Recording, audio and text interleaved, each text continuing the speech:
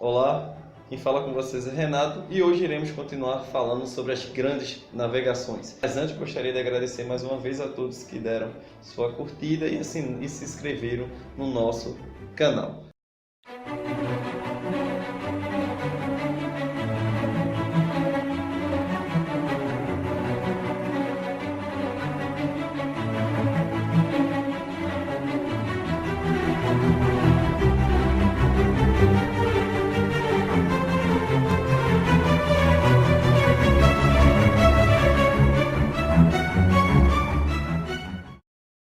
Pois bem, como nós falamos no vídeo anterior, Portugal foi o primeiro estado a ser formado. Porém, Portugal não tinha como tirar da terra, através da agricultura, alimentos suficientes para atender as pessoas. O que ocorreu? Como Portugal é banhado pelo mar Mediterrâneo e era considerado o último país do fim do mundo, Portugal tinha uma parte do Oceano Atlântico e o mar Mediterrâneo para ir em busca de seu alimento. Então, Portugal, desde cedo, procurou navegar em busca de alimento. Logo em seguida, é evidente, Portugal começou a comercializar no mar Mediterrâneo. E a principal atividade comercial de Portugal era comprar dos italianos as famosas mercadorias das Índias que eram trazidos pelos muçulmanos, que eram vendidos para os italianos, onde os portugueses compravam e revendiam na Europa.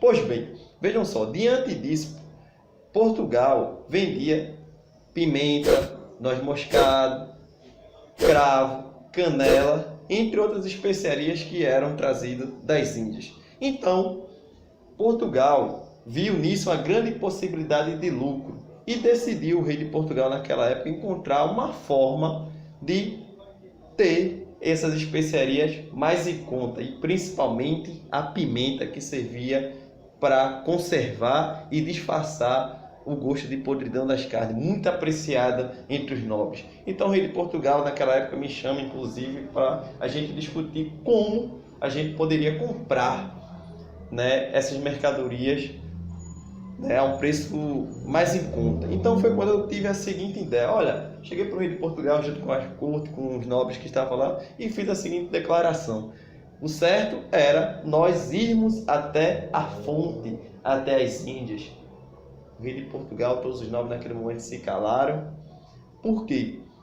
Era um tabu muito grande. A igreja dizia que Portugal era o último lugar do mundo. Passou-se de Portugal, se cairia no abismo, porque acreditava-se, segundo a igreja, que a terra era plana, era como se fosse uma mesa, onde se você navegasse até o final dessa mesa, você cairia no abismo, além de lendas de monstros marinhos, águas ferventes. Então todo mundo tinha medo de navegar pelo Oceano Atlântico e principalmente contornando a África. Porém, Portugal se valia de uma coisa que os outros não tinham: os documentos geográficos, cartográficos, que ele tomou quando expulsou os muçulmanos da Península Ibérica. Além disso, tinha muita técnica de navegações muçulmanas, tinha muita técnica de instrumentos. Então, Portugal, diante desse documento, decidiu contornar a África, esse contorno como périplo africano. Então, os portugueses vão decidir navegar por esses mares desconhecidos. Então, Portugal se lança ao mar, contrariando todas as lendas e história da igreja contada naquele período. Então, Portugal primeiramente conquista Ceuta, em 1415, e vai contornando a África aos poucos, criando feitorias no litoral. Escrevia a rota de navegação e era entregue ao rei de Portugal e guardada as 7 chaves. E não só foi um rei que permitiu que Portugal fizesse o périplo africano, mas diversos reis ajudaram, porque não foi um período rápido até contornar a África, foi um período longo de quase um século. A partir de 1415, Portugal conquista a Ceuta, reúne recursos e começa navegando.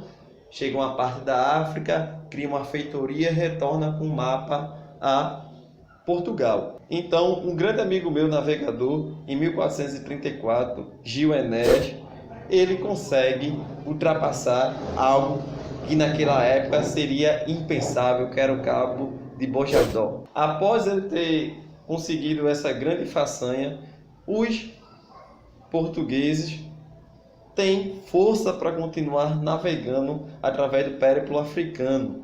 Então ele começa a entrar em contato com os africanos, com a África Negra, conhecendo a cultura e lá criando feitorias e cada vez coletando informações. Mesmo assim, o medo era terrível. Após Gil Enéas ter passado o Cabo de Bojador, deu impulso para que Portugal continuasse com essa empreitada que era chegar nas Índias. Porém, tinha um novo desafio agora, o Cabo das Tormentas. Então, coube ao meu amigo queridíssimo Bartolomeu Dias, lembro-me muito bem dele, a gente começou a navegar juntos, a discutir sobre essa possibilidade, então ele me chamou para mim embarcar num barco naquela aventura e eu decidi ir. A gente tinha muito medo naquele período, me lembro ainda, de monstro marinho, como eu falei.